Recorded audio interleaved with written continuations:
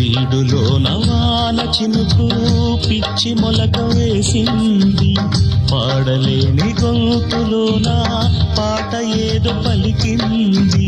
గుండె ఒక్కటున్న చాలు గొంతు తానే పాడగలదు, మాటలన్నీ దాచుకుంటే పాట నీవే రాయగలవు.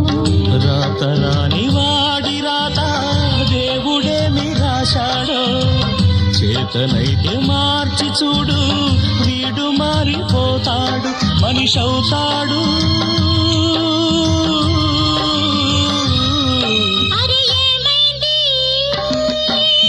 మనసు కొరకలకి ఎక్కడికో ఎగిరింది,